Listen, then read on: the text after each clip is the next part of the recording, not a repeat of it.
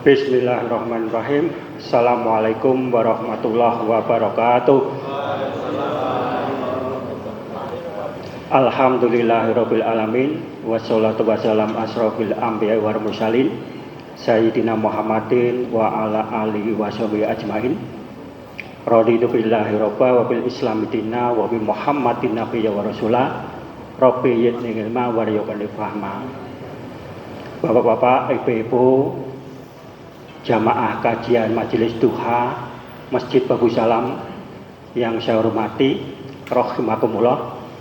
Puji syukur alhamdulillah kita panjatkan kehadirat Allah Subhanahu wa taala, karena atas perkenan Allah pada kesempatan pagi hari ini kita masih diberi kesehatan, keimanan dan Islam yang ada dalam dada kita, sehingga kita masih bisa meringankan langkah kaki kita menuju majelis taklim.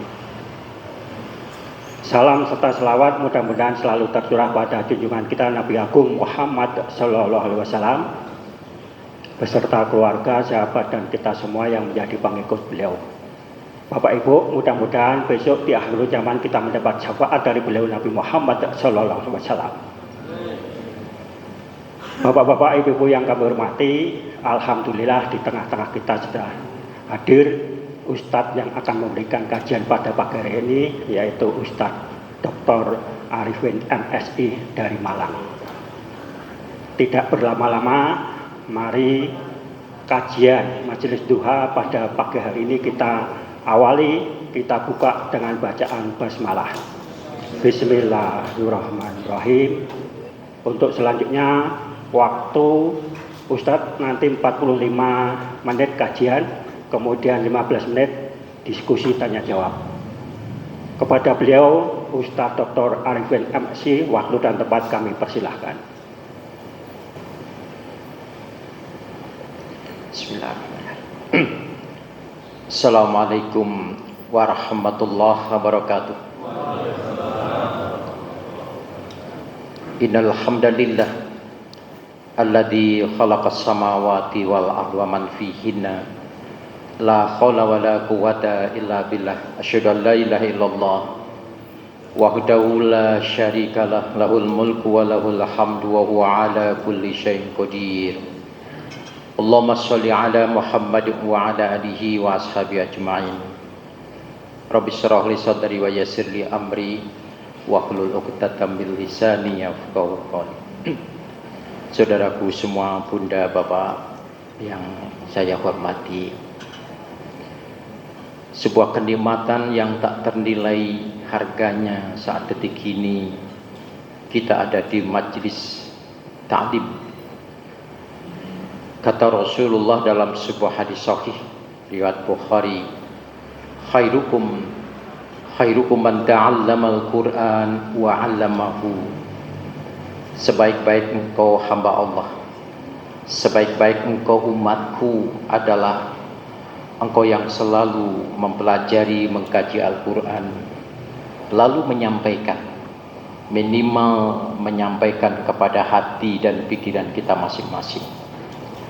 Oleh karena itu, saudaraku, moga-moga rangkaian ibadah suci silaturahim dikemas dengan kajian ini kelak akan menjadi bukti dan kelak akan menjadi teman sejati kita saat kita diadili oleh Allah di yaumul mizan.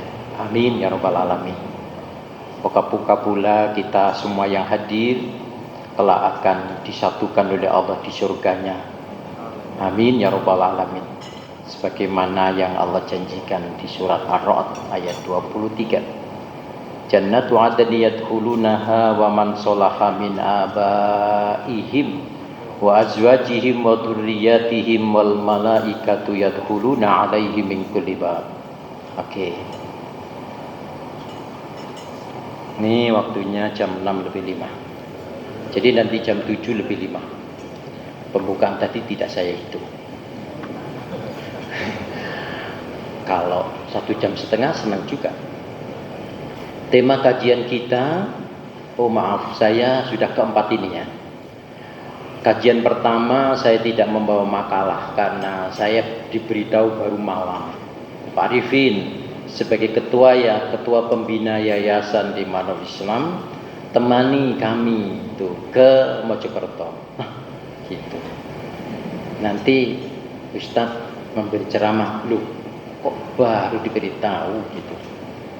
Oke. Pertemuan kedua, ketiga saya bawa makalah. Keempat ini membawa makalah. Setiap saya kajian mesti harus membawa makalah ilmiah sebagai pertanggungjawaban ilmiah. Yang kedua, kajian yang membawa makalah itu akan terdefinisikan dan memberi peluang jamaah untuk mengkaji ulang, mereview, lalu kemudian bisa WA kepada saya di luar waktu atau juga bisa komunikasi lanjut. Itu kelebihannya. Saya tidak pernah mau pakai LCD, habis itu pergi ditinggal, gitu ya. Harus. Nah, Bunda Bapak Saudaraku, nanti saya kirim juga buku e-book saya yang terbaru, tapi harus sabar membaca ya, karena jumlahnya 700 halaman. Buku terbaru itu, dan insya Allah tahun depan akan ada lagi. Temanya mengislamisasi kehidupan bermasyarakat. Jadi pengantar studi islamisasi sosiologi. Bunda Bapak, buku itu bisa panjenengan gandakan, panjenengan sebarkan bebas gitu ya. Sampaian produk terbitkan disebarkan bebas, dijual bebas, tapi uangnya untuk dakwah ya gitu. Pak Arifin dikasih enggak, nol, enggak mau gitu. Jadi disebarkan gitu ya. Baik, tema kajian saat ini adalah ontologi ujian dalam hidup. Ontologi itu makna terdalam, makna yang esensial, makna yang paling fundamental. Jadi kita memahami apa makna yang fundamental, makna yang paling inti, gitu. Itu namanya ontologi. Islam, Bunda Bapak Saudaraku, ketika kita beragama, melaksanakan rangkaian ibadah, itu pertama yang harus kita bangun, pertama yang harus kita dudukkan di makomnya, itu adalah makna ontologi, saudaraku. Itu. Apa hakikat aku sholat? Itu makna ontologi. Apa hakikatnya aku menunaikan zakat? Direnungkan terus. Sampai apapun detik ini aku hadir dalam sebuah majelis taklim. Apa hakikatnya? Nah, gitu. Hakikatnya khairul ummah. Itu tadi yang saya sebut seperti itu. Oke. Nah, kita baca, kita kaji sama-sama, gitu ya, Bunda Bapak. Dan tolong mindset pikiran kita ketika panjenengan mendengarkan ceramah. Jangan sekali-kali bilang, jangan sekali-kali membangun paradigma pikiran bahwa yang ngomong itu lebih mulia di mata Allah. Oh, tidak. Ini penting. Supaya panjenengan ketika mendengarkan ceramah seseorang tidak mengkultuskan dia adalah ulama penting, terus minta idunya dia, air liur dia diletakkan di obayo. Begitu, saudara. Kenapa? Pertanyaan kenapa? Ada dasarnya. Detik ini kita berinteraksi, detik ini kita berkomunikasi. Lita'arafu dalam konsep Islam di surat Al-Hujurat ayat 13. Allah bilang, inna akramakum indallahi atqakum. Di proses kamu berkomunikasi itu mulia atau tidak tergantung ketakwaan kamu. Ketakwaan kita itu tidak ada yang tahu kecuali Allah. Oleh karena itu Allah dalam surat An-Najm ayat 32 bilang, fala tuzakku anfusakum Huwa a'lamu bimanittaqo. Kamu jangan sekali-kali menganggap dirimu paling takwa. Kamu jangan sekali-kali menganggap dirimu paling suci. Karena hanya aku yang tahu. Hanya aku Allah yang tahu kualitas takwamu. Oke, paham ya Bapak? Saya hanya sekedar watawasau bil haq watawasau bisabr. Mulia kita dalam proses ini Allah yang hanya tahu. Oke, nanti berkaitan dengan ini. Baik. Setiap detik kita harus selalu bilang hidup ini adalah ujian. Sudah Bapak. Kenapa? Jawabannya tegas. Di dalam surat Al-Baqarah, orang usah ditulis Buddha, usah ditulis.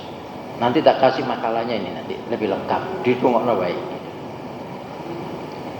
Ya, di dalam surat Al-Baqarah 155 Allah jelas sekali wala nabluwannakum bisyai'in minal khauf wal ju' wa naqsim minal amwal wal anfus wasamarat. Aku selalu menguji kamu. Anytime, sepanjang waktu, sepanjang usia hidupmu, aku selalu uji. Aku uji kau melalui 5 pintu ujian. 1, aku uji kau melalui pintu hatimu, pikiranmu yang sering gelisah, yang sering khawatir, yang sering cemas, yang sering takut. Coba, Allah letakkan nomor 1 itu. Ada nilai filosofi yang dalam. Orang itu siapapun, sehebat apapun, dan serendah apapun, hal yang sering hadir adalah cemas. Hal yang sering hadir adalah galau, khawatir. Itu. Aneh, semakin tua orang, kadar kegalauan, kekhawatiran itu semakin banyak. Hati-hati. Hati-hati. Ketika seseorang tidak bisa memanage kegalauan menurut Quran, ketika seseorang tidak mampu menata hati dalam menyikapi kesedihan, ketakutan, jangan berharap. Jangan berharap ketika ketemu Allah ada dalam posisi seperti yang dikatakan oleh Allah. Ya ayyatuhan nafsul mutmainnah irji'i ila rabbiki radiyatan mardiyah. Radiyah wa mardiyah itu tidak akan pernah terjadi kalau orang itu sedihnya berlebihan, tidak dibungkus dengan Al-Quran. Begitu saudara. Oke. Bahkan orang yang hafal Al-Quran, bahkan orang yang doktor, profesor Al-Quran, hadis, gitu.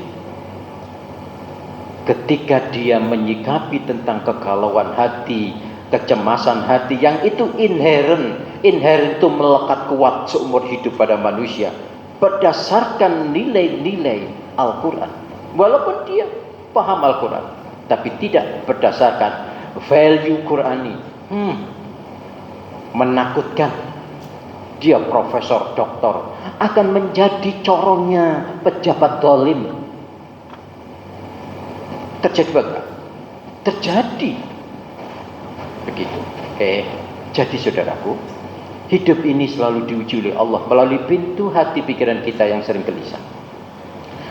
Yang kedua, Allah uji kita melalui pintu kelaparan. Itu maknanya, itu adalah keterbatasan. Tidak ada manusia yang sempurna. Tidak ada manusia yang super hebat. Semua manusia terbatas. Walau dia seorang jenderal. Gitu. Terbatas. Allah uji melalui pintu harta yang terkurangi. Lalu Allah menguji melalui pintu nafs, jiwa kita, sehat sakit kita. Lalu yang kelima, Allah uji melalui pintu kebun atau tempat kita mencari rezeki. Oke. Baik, pertanyaannya masih satu. Aduh, kok cepet banget ya waktu ini, ya Allah, gitu. Oke, kedua aja. Kita ini dihadirkan oleh Allah sebagai khalifah untuk menguji kekhalifahan kita. Allah menguji kita. Jadi untuk menentukan kekhalifahan kita itu baik atau tidak baik, Allah menguji kita. Itu beda. Cek aja dalam surat Al-An'am 165. Wa walladzi ja'alakum khalaifal ard wa rafa'a ba'dakum fawqa ba'did darajat liyabluwakum fima atakum. Aku kan uji kamu karena aku Allah telah menumpahkan nikmat karunia kepadamu. Oke. Gak usah diteruskan ya, karena kita belum masuk pada inti. Sekarang nomor 2. Apa makna ontologi ujian? Ada 5. Tidak Bapak ya. Ada 5. 1. Yang namanya ujian hidup itu adalah sesuatu yang hadir dalam hidup kita, bahagia atau sedih, sehat atau sakit, baik atau buruk. Itu namanya ujian. Jadi Bunda Bapak Saudaraku, jangan pernah sekali-kali kita itu mengokohkan pemahaman bahwa yang namanya ujian itu sesuatu yang melukai kita, yang menyakitkan kita, yang membuat kita itu tidak suka. Kegagalan, derita-derita. Oh no, bukan. Justru itu ujian yang kecil. Ujian yang terberat adalah kenikmatan, kesuksesan gitu. Kesenangan yang itu mengalir dalam kehidupan kita, yang menyelimuti kehidupan kita, itu ujian yang berat. Itu yang namanya kenikmatan. Kenikmatan dunia itu ujian terberat. Itu nomor 1 ya. Sekarang pertanyaannya, kenapa? Iya, Allah jawab dalam surat Ibrahim ayat 3. Perhatikan dengan baik gitu ya. Kalau perlu ini direnungkan dalam-dalam setiap waktu dalam hidup kita. Alladzina yastahibbunal hayatad dunya 'alal akhirah wa yasudduna 'an sabilillah wa yabghunaha iwaja. Ulaika fi dhalalin ba'id. Perhatikan Bunda Bapak Saudaraku. Orang yang sangat mencintai dunia lalu dia mengesampingkan akhirat, berarti dia sangat hedonisme. Hedonisme itu memuja kenikmatan dunia. Dia bergelimang dalam kesenangan. Orang seperti itu wa yasudduna an sabilillah, dia pasti akan menghalang-halangi jiwanya dan pikirannya, jiwa pikiran orang lain ada di jalan Allah. Ayo. Orang yang sangat gila kepada kepentingan dunia, kenikmatan dunia, dijamin 1000%. Dia akan menghalang-halangi jiwa dan pikirannya sendiri, dan jiwa pikiran orang lain ada di jalan kebenaran Allah. Yang lebih mengerikan lagi, wa yabghunaha iwaja. Orang itu akan lebih suka memilih jalan bengkok. Dia akan suka memilih jalan kezaliman. Dia akan lebih suka memilih jalan dusta sebagai satu-satunya metode cara meraih kesuksesan. Aduh, astagfirullahaladzim. Begitu. Itu Al-Quran yang bilang. Gitu. Orang seperti itu, orang yang gila pada kepentingan dunia, kenikmatan dunia, dia akan menghalang-halangi jiwa pikirannya di jalan Allah, dan dia memilih jalan zalim. Dusta adalah jalan terbaik dalam hidup. Allah bilang, ulaika fi dhalalin ba'id. Mereka itu ada dalam kegelapan, kesesatan yang sangat jauh. Oke. Jadi, kalau ada orang bilang negeri yang kita ini yang korupsinya luar biasa, terus ada yang bilang kita ini hidup di alam kegelapan. Betul itu secara ontologi. Secara kasat mata kita tidak akan pernah gelap.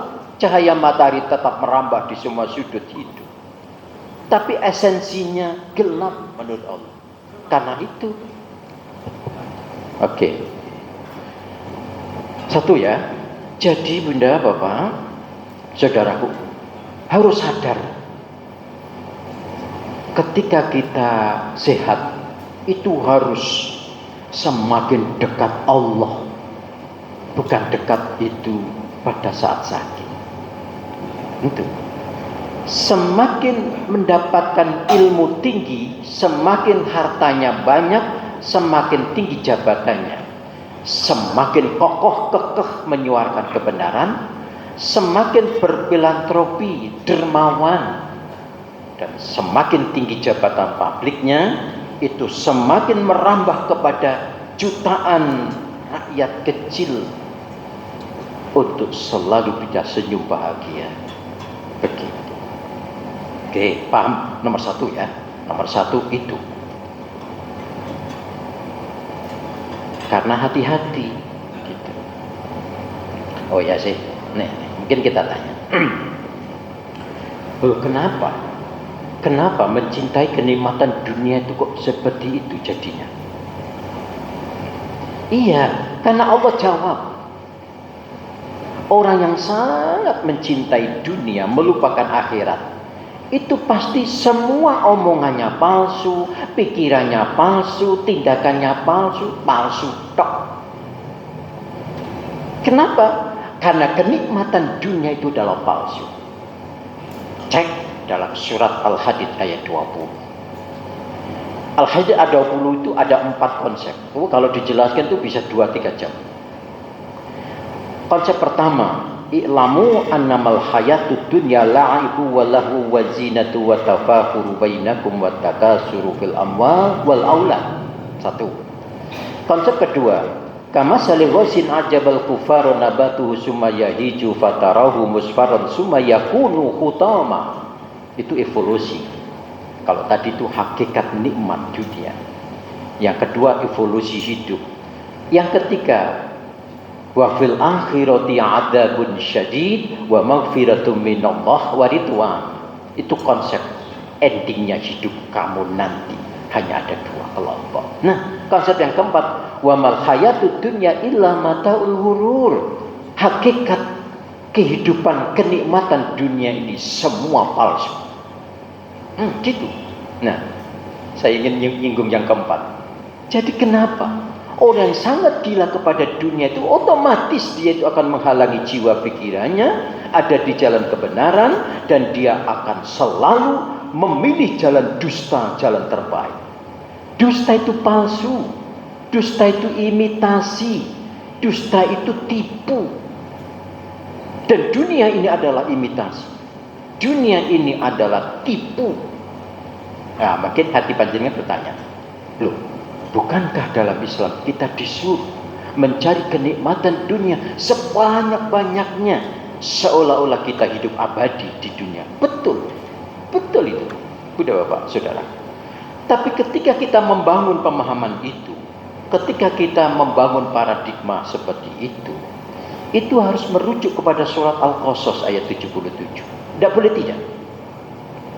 Surat Al-Qasas ayat 77 itu oleh para mufassirin dijelaskan ada 3 konsep.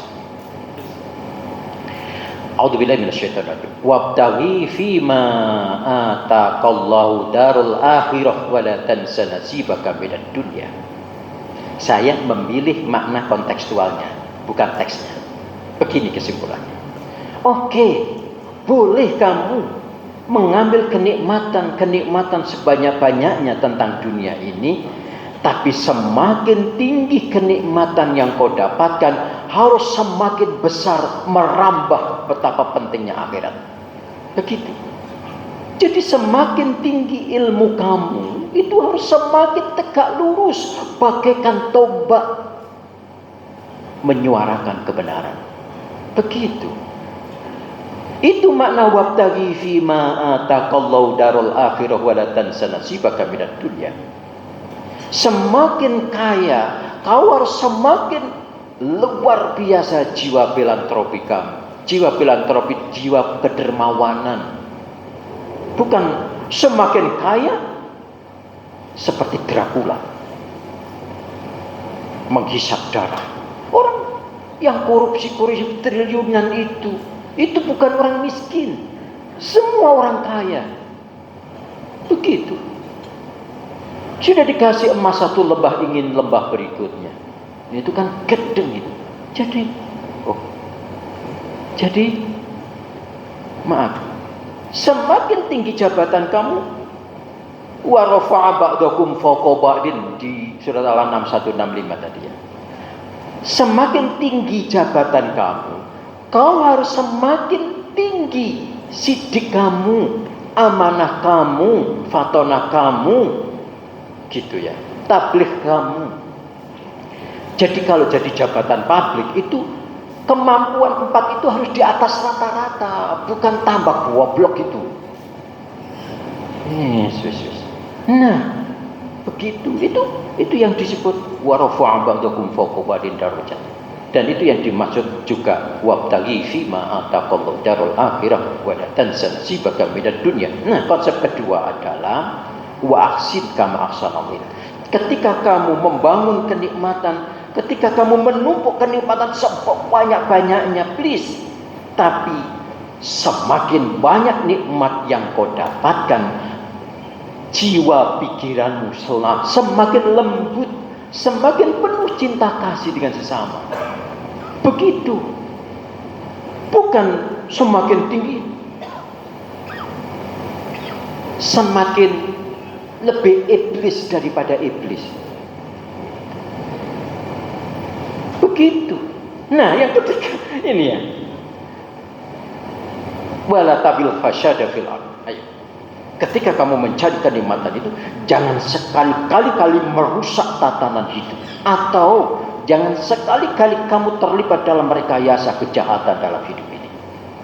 Masya Allah. Oke. Wes, langsung menginjak kedua sekarang. Di stop itu. Kalau membahas itu, mari nanti enak. Hakikat makna ujian yang kedua. Kalau tadi sudah disimpulkan, hidup ini ujian. Maka hakikat makna ujian yang kedua adalah ujian itu media seleksi Allah. Ujian itu media seleksi Allah. Al-Mulk ayat 2. Gitu ya. Kalau sering baca Al-Mulk gitu ya, itu wis ojo ado-ado, nomor loro ini direnungkan dalam-dalam gitu ya. Aku ini sesuai sudah esensi ayat itu atau enggak?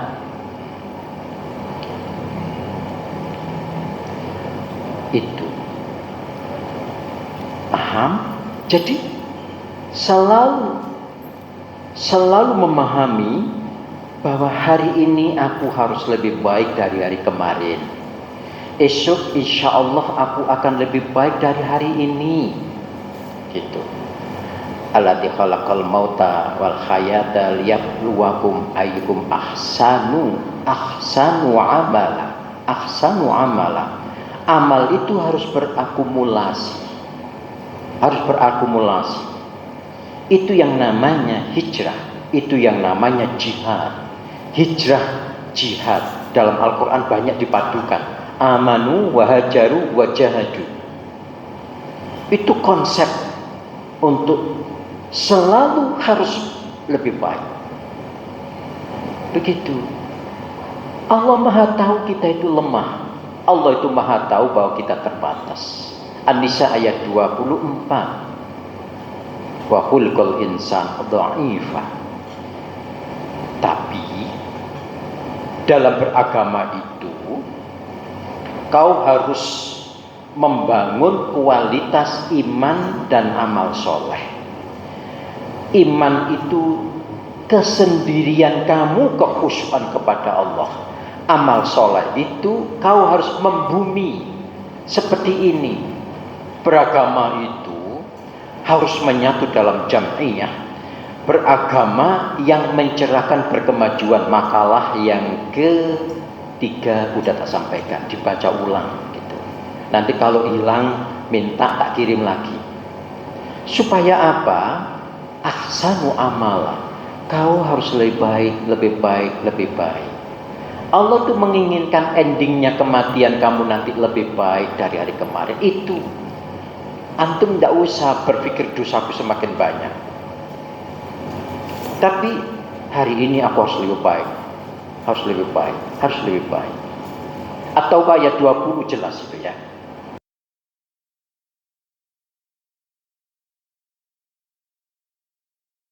Bilillah bi amwalihim wa anfusihim a'dhamu darajatan indallah wa ulaika mul faizun. Kalau kau ingin mendapatkan derajat yang mulia di sisiku, dan kalau kau ingin aku tetapkan sebagai pemenang hidup. Hidup ini ujian. Pemenang hidup itu apa, Bunda, Bapak, Saudaraku? Saat kita menghadap Allah itu meraih radiyah wa mardiyah, itu pemenang. Ya ayyatuhan nafsul mutmainnah irji'i ila rabbiki radiyatan mardiyah. Begitu. Kita ridho sebagai hamba Allah. Allah menyambut pula dengan ridhonya. Itu kemenangan. Bukan surga. Maaf. Para ulama sufi, surga itu tidak penting. Yang lebih penting adalah ridhonya Allah. Karena ridhonya Allah itu membuat aku bertemu dengan Allah. Itu luar biasa. Wes, tapi ojo diomongno surga itu tidak penting, ojo. Kok keliru? Ini terbatas saja. Begitu, saudara. Jadi untuk menjadi baik itu kualitas iman, kualitas hijrah. Hijrah itu dalam konsep sosiologi itu change. What is life is social change. Hidup itu adalah berubah. Tapi hajarohnya itu harus dipadu dengan jihad. Apa jihad? Jahada yujahidu jihadan. Bersungguh-sungguh untuk melakukan rencana yang baik di hari esok. Begitu. Makanya dalam surat Al-Insyirah ayat 7 dan 8 itu Allah bilang, fa idza faragta fansab wa ila rabbika farghab. Ketika kamu hari ini telah melakukan agenda pekerjaan, please segera susul agenda pekerjaan berikut. Ojo males. Itu Al-Qur'an itu. Jadi ketika kamu telah melakukan satu pekerjaan, segera disusul pekerjaan berikut. Dan kepada Allah kamu tergantung, harapkan gitu. Sampai kapan itu, Ustaz? Sampai tuwek, sampai mati itu. Sampai meninggal gitu. Sampai meninggal gitu. Maaf. Kadang-kadang suaranya rotok, kalimatnya rotok kasar ya, maklum wong Lamongan itu, jadi rotok kadang-kadang kasar. Baik. Apalagi Lamongan rotok utara gitu. Nah, Lamongan Selatan itu Cedek Mojokerto itu beda. Baik. Sabar. Ini masih lama. Jadi ketika kita memaknai ujian hidup itu, kita harus lebih baik. Nah, ketika kita sehat kita harus lebih baik. Sehat kita harus lebih baik. Bisa?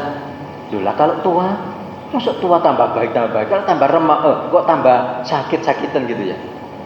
Baiknya di sini adalah kualitas religiusnya, kualitas kasih sayangnya, kualitas psikologinya, begitu. Itu. Coba dicermati salah satu saja.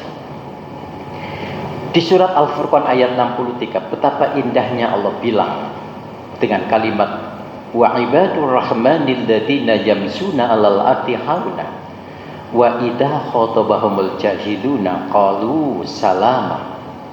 Itu Ibnu Katsir memberikan penjelasan agak lebih leluasa, wahai hambaku gitu yang mendambakan cinta kasih saya, aku Allah yang maha kasih dan sayang, itu begitu senang sekali menjumpai hambaku yang menjalani hidup ini dengan penuh kelembutan hati dan pikirannya.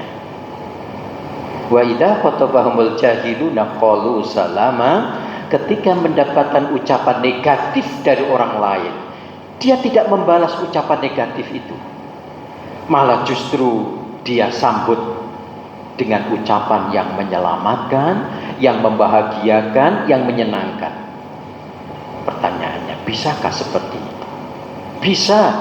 Hanya orang-orang yang betul-betul mampu membangun kualitas hari ini lebih baik dari kemarin.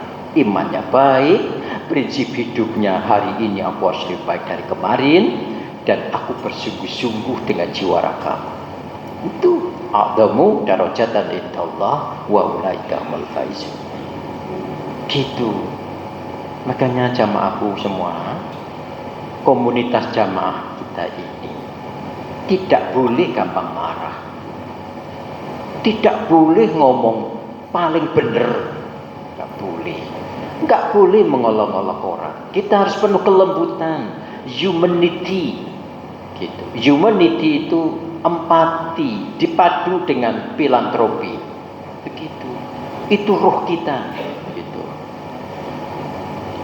Ada sebuah hadis sahih Bukhari. La yarhamullah ma la yarhamun nas. Tidak akan pernah mendapatkan kasih sayang Allah hidupmu kalau kamu selama hidupmu tidak membumikan, tidak mempertaruhkan, dan tidak menciptakan kasih sayang dengan sesama. Itu ingat tahu, syarat masuk surga berjamaah kita ini ada 7. Syarat pertama itu adalah janji, dan syarat kedua adalah membangun cinta kasih dengan sesama. Sebab orang masuk neraka itu sebabnya 1. melanggar janji, dan 2. memutus tali ikatan cinta kasih dan sayang. Cek dalam surah Ar-Ra'd ayat 20. 20 itu 1 syarat, 21 2 syarat, 22 4 syarat. Jadi ada 7. Lalu di ayat 23 yang tadi saya baca, Allah akan memasukkan kita ke surga secara berjamaah. Nah, syarat 1, alladzina yufuna bi'ahdillah wa la yanqudunal mitsaq. Memegang teguh janji yang telah dia ucapkan di hadapan Allah. Janji saudara. Yang kedua, walladzina yasiruna ma amarallahu bi ayyushola. Orang yang sanggup membangun ikatan silaturahmi penuh cinta kasih sesama, yang itu perintah Allah.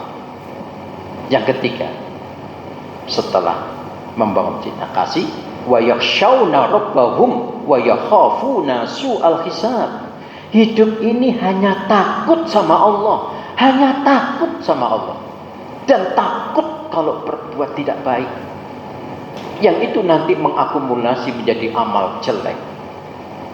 Nah, yang ketiga, 4, 5, 6, 7 itu disebutkan di satu ayat 22. Walladzina sabaru ibtigha'a wajhi rabbihim. Orang yang betul-betul sanggup membangun kualitas sikap mental sabar semata mengharap ridhonya. Nah, baru sholat Bapak saudaraku, syarat kelima itu sholat. Di ayat ini masuk surga berjamaah itu bukan sholat nomor 1, memegang teguh janji. Nah, para mufassirin, para ahli hikmah, nomor 1 itu kalau kualitas, maka 2, 3, 4, 5, 6, 7 otomatis. Gitu. Ini namanya berpikir secara hierarkis struktural. Urut itu nggak boleh nomor 6 didulukan. Wa aqamus shalah. Terus nomor 6, wa anfaqu mimma razaqnahum sirran wa alaniyah. Kau sanggup mensedekahkan, menginfakkan harta yang kamu secara sembunyi-sembunyi atau terus terang, secara terus terang atau sembunyi-sembunyi, please gitu. Nah, yang ketujuh, wa yadra'una bil hasanati sayyi'ah. Apa itu? Ketika kamu melakukan sesuatu yang salah, segera sadar dan ditukar dengan kebaikan.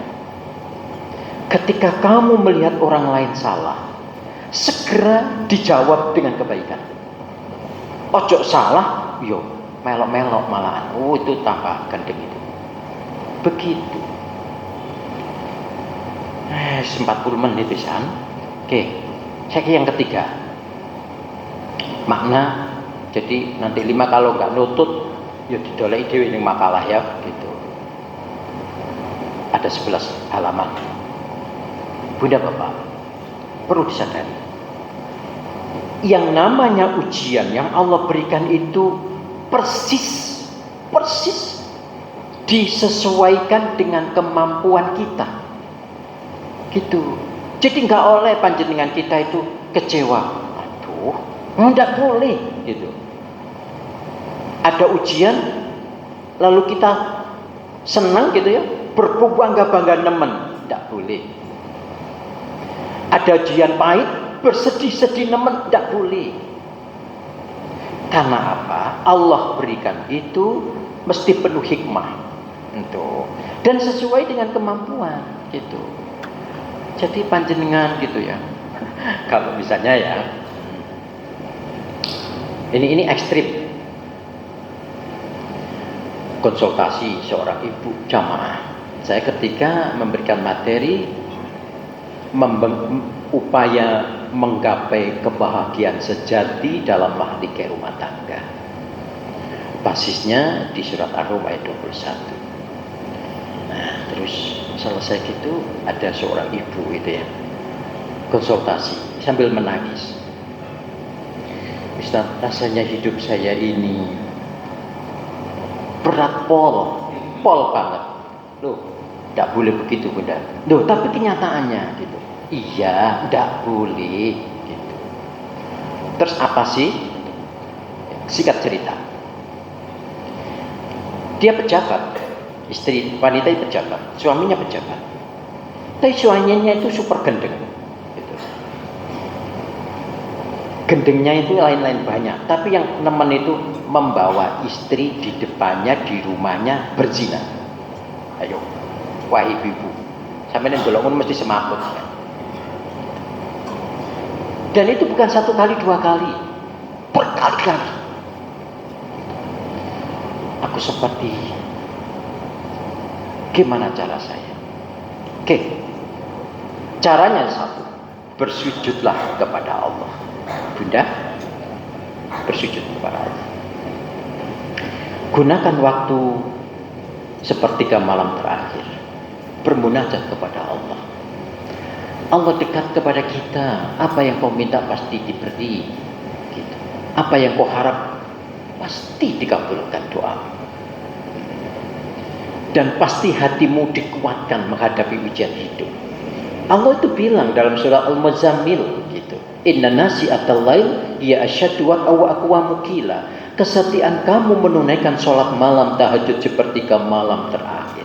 Itu membuat hatimu, jiwamu begitu kokoh. Dan apa yang kau ucapkan tembus di hatimu. Hidup ini hanya butuh hati pikiran kita itu begitu kokoh bersimpuh di hadapan Allah. Dan ketika kita berucap itu ucapan yang sidik, tembus di hati. Begitu. Nah, itu panjang terapinya. 1 bulan kemudian, tolong Bunda istiqomah ya. Dikirnya ini, dikirnya. Dia jawab, Ustaz, Masya Allah luar biasa. Ketika aku menjumpai suamiku berperilaku seperti itu, bahkan ketika ada tim KPK ke rumah, gitu, aku tidak pernah sedih sedikit pun, karena mau jemput suaminya. Oh, kayak iblis, lebih iblis daripada iblis itu tadi. Dia kokoh kekeh. Aku milik Allah. La yukallifullahu nafsan illa wus'aha. Itu dipahami dengan filosofi yang dalam. Allah tidak akan pernah memberikan beban ujian kepada hambanya yang tidak sesuai dengan kemampuannya. Begitu. Nah, kurang 5 menit. Jadi tolong dipahami dengan betul-betul ya Bunda Bapak ya.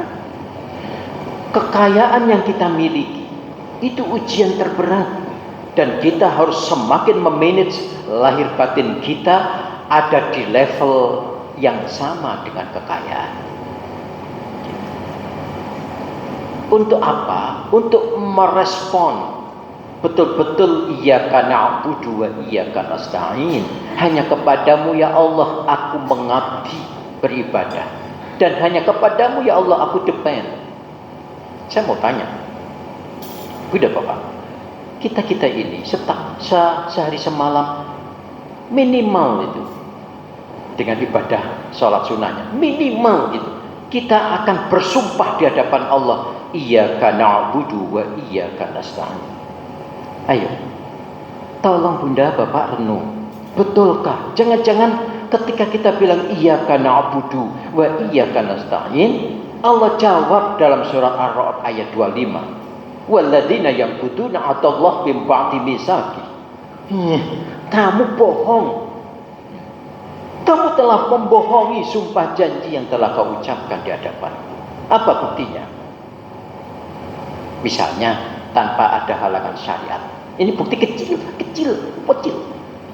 Tanpa ada halangan syariat, ada adzan hayya 'alas shalah, bapak-bapak jegudeg di rumah. Tidak datang ke masjid salat jamaah. Itu termasuk iyyaka na'budu wa iyyaka nasta'in. Jangan-jangan Allah bilang bohong kamu. Oke. Ada harta, eman untuk sedekah kepada keluarga. Iya, sudah Bapak. Dicek itu. Di surat 215 Al-Baqarah. Cara kita berinfak bersedekah yang terbaik. Wa'budullaha wa la tusyriku bihi syai'a wa bil walidaini ihsana wa bidzil qurba wal yatama wal masakin. Oh sorry. Ya betul. Jadi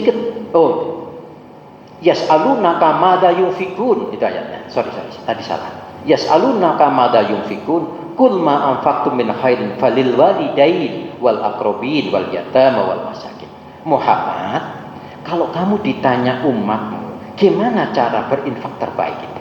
Jawab, infak terbaik itu kepada ayah kandung, ibu kandung. Itu nomor 1. Baru nomor 2 kepada kerabat. Gitu. Baru nomor 3 anak yatim, fakir miskin. Itu anak urutan nih Bunda Bapak. Kalau ayah ibu kita itu sudah meninggal, ya tetap semakin sering bersedekah atas nama ayah dan ibu. Caranya masuk ke masjid, masukkan ke fisabilillah. Begitu. Oke. Jadi, saudaraku yang saya hormati, begitu cara kita ketika kita memanage sebuah pola hidup, menyikapi sebuah ujian. Semakin kaya, kita semakin banyak sedekah. Semakin miskin, ya banyak sedekah. Dengan apa?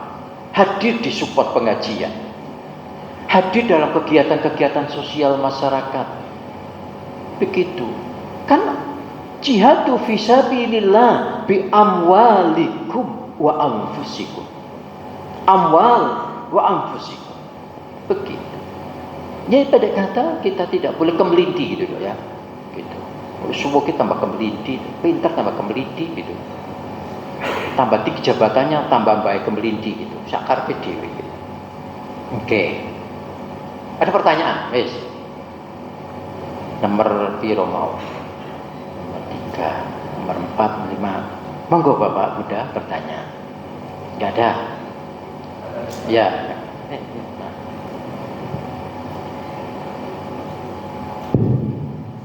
Terima kasih Ustaz. Okay. Tadi Ustaz menjelaskan yang awal soal tiap orang itu mesti ada perubahan dalam keadaan dia kaya. Yang ingin saya tanyakan Ustaz, mindset seseorang itu apakah sama? Kalau memang dia dalam keadaan punya kedudukan, punya kekayaan, tapi pasti ada perubahan. Baik. Itu yang pertama Ustaz. Okay. Yang kedua terkait dengan sholat Ustaz. Okay. Hakikat sholat Ustaz. Apakah kita di sholat itu hanya memenuhi kriteria 5 waktu saja, atau kita melaksanakan sesuai dengan syariah Islam. Oke, baik. Terima kasih Ustaz. Dua aja ya. Kok agak-agak bingung aku. Baik, Bunda Bapak, pertanyaan, apakah setiap orang akan mempunyai mindset pemikiran yang sama di dalam memahami tentang syariat agama? Saya jawab secara umum aja ya. Jadi begini saudara, di ranah praktisnya tidak sama, tapi di ranah ontologinya harus sama.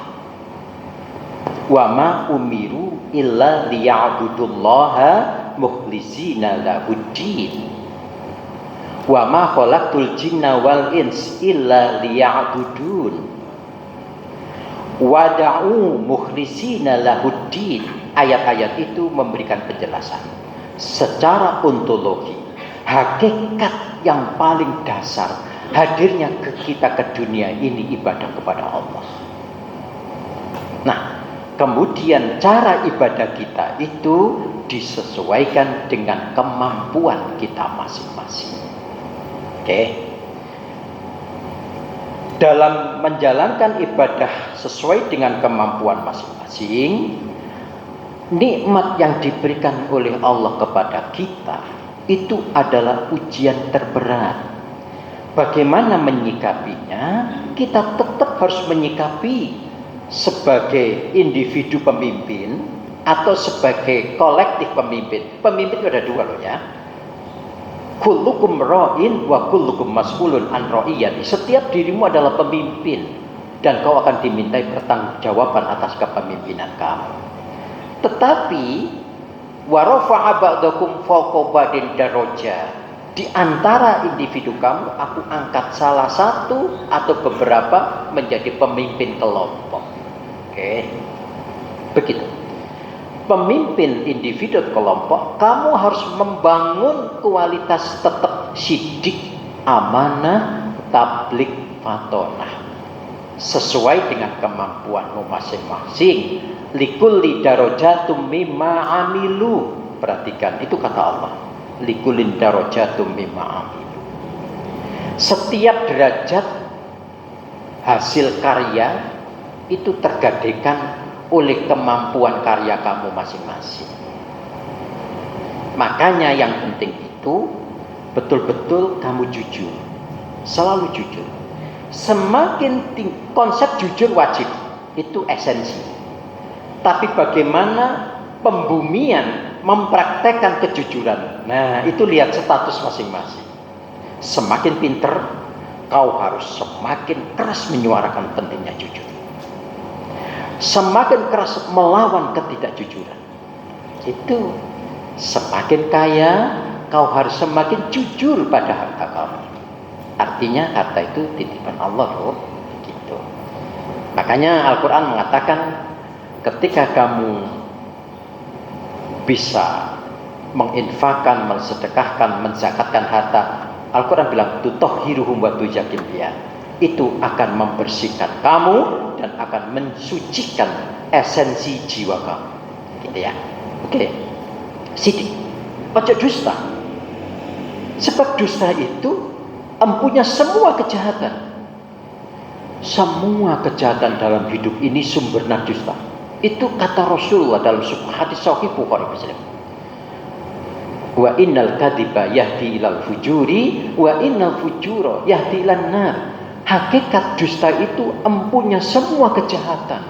Semua kejahatan itu empunya dusta. Dan kejahatan itu pasti masuk neraka. Tapi beda dengan jujur. Inna sidqa yahdi ilal birri wa innal birra yahdi ilal jannah. Hakikat jujur itu empunya semua kebaikan. Semua kebaikan itu empunya di kejujuran.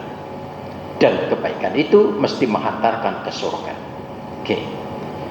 Jadi ketika kita menerapkan sidik tadi sesuai dengan kapasitas kita masing-masing, gitu.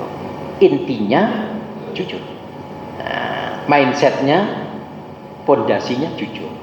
Tapi aplikasinya sesuai dengan kemampuan masing-masing. Itu sampai kepada amanahnya, tablighnya.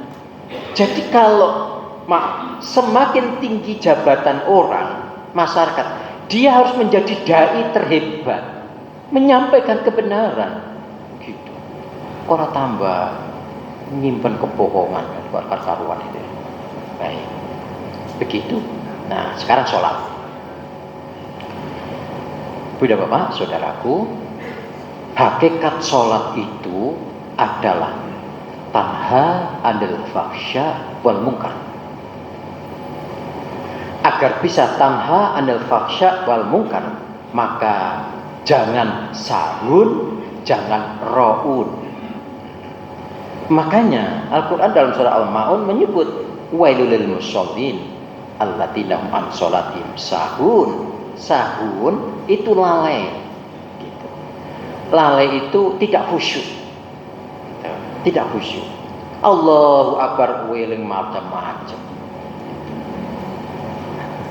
Saya pernah itu di teman dosen-dosen itu ya kurang ajar gitu. Ustaz, apa? Aku nek sholat itu pinter pol gitu. Wah, lah apa? Argumentasinya apa? Lah iya. Allahu Akbar, langsung aku eling penelitianku durung mari. Karya tulisku cek ana separuh, wajane gendengnya meneng. Tapi itu realistis gitu. Makanya jangan sahun. Aja pula ra'un. Ra'un itu pamrih, riya. Gitu. Makanya dalam surat Al-Isra ayat 22 konteks di dunia dan Al-Isra ayat 39 konteksnya akhirat, Allah bilang begini. La taj'al ma'allah ilahan akhar fataquda madmuman mahdula. Kamu jangan sekali-kali mengakui Allah Tuhan kamu, tapi ketika kamu melakukan sesuatu terbesit dalam hati pikiranmu selain aku. Kalau kondisi jiwamu seperti itu, kau akan kucelakakan dan kau akan kuhinakan. Allah, astagfirullahaladzim. Hati-hati, Bapak. Jadi, ketika kita melakukan sesuatu apapun, apalagi sholat, betul-betul pure, gitu, lillah. Nah itu suatu saat saya akan bicara tentang ikhlas ya. Nanti, kalau Allah mengizinkan, kalau Allah menakdirkan kita ketemu lagi, itu menarik sekali. Gitu. Jadi begitu. Nah, jadi sholat ya kita tunaikan yang wajib, lalu kita bungkus dengan sunnah. Begitu. Jadi sunnah itu adalah penunjangnya. Sebab itu tadi Bunda Bapak, kita itu manusia tetap manusia. Kadang sholat kita itu tidak bisa, tidak mungkin kita bisa memenuhi standar seperti sholatnya Rasulullah itu, tidak mungkin. Gitu. Oleh karena itu kita harus berusaha untuk terus sekhusyuk mungkin. Lalu jangan lupa sholat sunnahnya, karena sholat sunnah itu dalam hadis sahih adalah mengisi lubang-lubang ketidaksempurnaan sholat wajib. Begitu. Ya. Baik. Terutama untuk membuat khusyuk itu sholat malam loh ya. Itu Bunda Bapak. Begini. Kau akan mewarisi surga. Syaratnya ada 7. Itu beda tadi loh, beda dengan Ar-Ra'd. Ini ahli surga. Kalau tadi masuk surga berjamaah, ahli surga itu dia memiliki 7 karakter. Itu dijelaskan di surat Ali Imran ayat 16-17. Ali Imran 2, lalu 17-nya 5. Nah, menariknya di 5 ini satu konsep dasarnya. As-sabirina was-sadiqina wal qanitina wal munfikina wal mustaghfirina bil ashar. Jadi kalau di ayat 15 kan begini. Qul a'unabbikum bi khairin min dzalikum lil ladzina taqaw rabbihim jannatun tajri min tahtihal anharu khalidina fiha ila akhir kan gitu ya. Nah, mereka yang mendapatkan surga itu mereka nomor 1 2 dijelaskan di ayat 16. Nah, nomor 17 ini itu orang yang betul-betul sanggup membangun kualitas mental sabar, orang yang betul-betul sanggup membangun sikap mentalitas jujurnya. Orang yang betul-betul sanggup membangun sikap mental kesetiaan tanpa reserve kepada Allah dan Rasulnya. Jadi kalimat sami'na wa ata'na itu qanitin, mufikina, orang yang selalu berjiwa filantropi, wal mustaghfirina bil ashar, orang yang selalu bangun sebelum subuh untuk bermunajat kepada Allah. Itu syarat. Maruno Ramadan beberapa lagi. Sampean sudah mengevaluasi 1 Syawal tahun yang lalu sampai detik ini tidak pernah telat sholat malam atau godang-godang. Ayo. Itu syaratnya orang mutakin gitu. Loh, kurang satu pertanyaan. Ya segitu ya Bapak. Kurang 4 menit. Karena saya lanjutkan. Oh ya, monggo Bapak.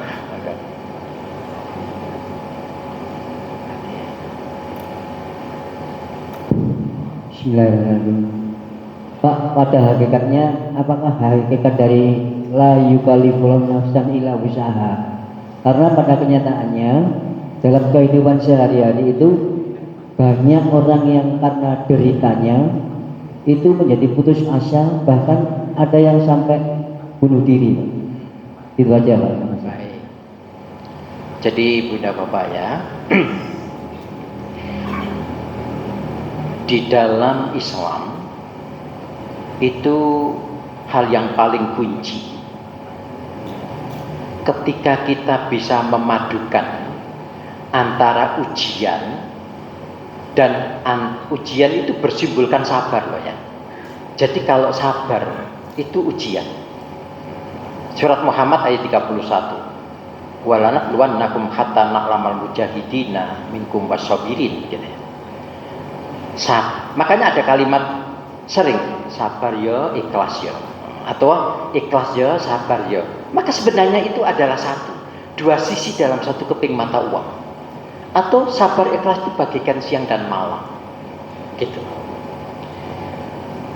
Ikhlas itu bermakna 5. Saya ambil 1 aja karena ini waktu.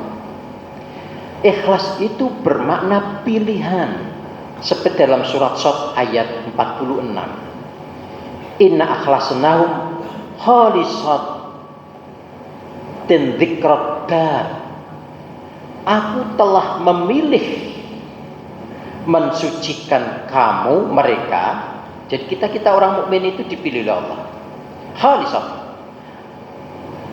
Dengan menganugerahkan akhlak yang terpuji, dzikrad dar, supaya selalu mengingat tentang hidup di akhirat, selalu mengingat hidup di surga.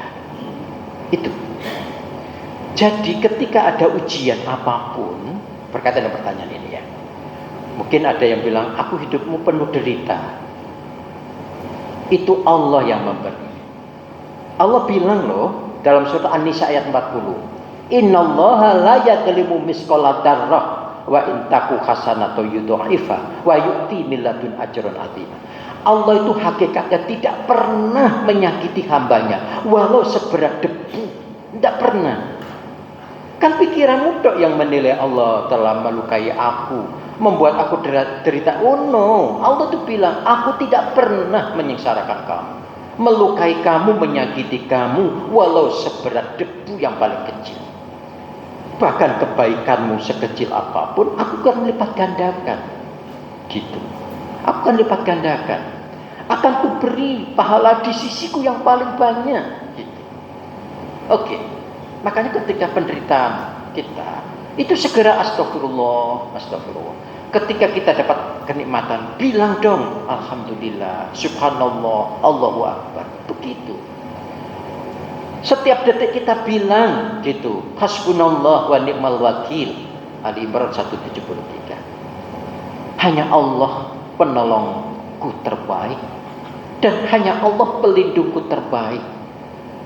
Pada ulama itu, para ahli hikmah itu bilang, seringlah kamu bilang, kalau tidak subhanallah wa hamdi, subhanallah latif, subhanallah hamdi, subhanallah. Itu takfika min kulli syai'.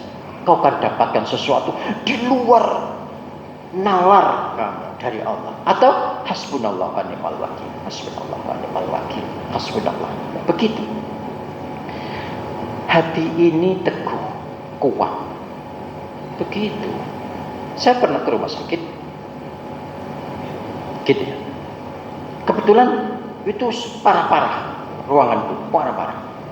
Ada yang teriak-teriak gitu, marah-marah. Istrinya yang datang itu dia memarah, teriak-teriak gitu. Wes, sampai kakinya lo dicekeli, ditalen gitu ya. Ada kamar sebelahnya, penyakitnya sama. Dia begitu tenang gitu. Dia masih sempat membaca Al-Quran. Sakitnya sama kankernya. Pertanyaan, kok bisa ya? Ya bisa dong. Yang menyebabkan bisa itu adalah hatinya dan hidayah Allah. Cek dalam surat An-Nur ayat 21. Walau la fadlullahi alaikum wa rahmatuhu ma zaka minkum min ahadin abada walakinallaha yuzakki may yasha. Kalaulah bukan karena sentuhan kasih sayangku, kalaulah bukan karena sentuhan rahmatku kepadamu, kalaulah bukan karena kebaikanku kepada kamu yang aku alirkan dalam hidupmu, kau selamanya tidak akan pernah bisa berbuat baik. Kau selamanya tidak akan pernah bisa terbebas dari perbuatan keji dan mungkar. Aku yang memilih kamu, aku sucikan jiwamu. Ayo, gitu. Wes, jelas. Jadi, kalau ada penderitaan, lu ngomong dong. Allah ini gak adil, sampai nanti adab gitu. Terima kasih, thank you my God. Terima kasih ya Allah. Begitu aja, gitu. Kan kalau cerita itu, bisa saja satu kita diingatkan supaya kembali kepadanya. Cek gitu. Dalam surat Al-A'raf ayat 168. Wa balawnahum bil hasanati wasayyi'ah la'allahum yarji'un. Aku uji kamu dalam hidupmu dengan kebaikan dan dengan kejelekan. La'allahum yarji'un. Itu diharapkan kamu selalu kembali padaku. Itu diharapkan kamu selalu kembali pada Al-Quran dan Sunnah. Itu diharapkan kamu selalu dekat aku gitu. Lebih. Terima kasih Bunda Bapak semuanya. Moga-moga kita selalu diberi kesehatan ya. Batin, moga sisa usia hidup kita, sisa usia hidup yang barokah. Ya. Semakin hari dekat Allah dan moga kita semua kelak akan ditakdirkan masuk surga berjamaah. Amin ya rabbal alamin. Kurang lebihnya mohon maaf. Subhanakallahumma wa bihamdika asyhadu an la ilaha illa anta astaghfiruka wa atubu ilaik. Assalamualaikum warahmatullahi wabarakatuh. Disampaikan banyak terima kasih kepada Ustaz Dr. Arifin MSI yang telah memberikan pencerahan kita semua pada pagi hari ini. Bapak-bapak, ibu-ibu yang kami hormati, mari kita tutup, kita pungkasi kajian ini dengan bacaan hamdalah. Alhamdulillahirabbil alamin. Bila itu wal hidayah. Assalamualaikum warahmatullahi wabarakatuh.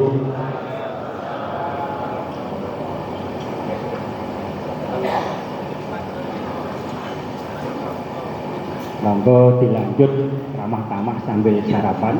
Untuk bapak-bapak bisa bergeser ke ruangan sebelah barat.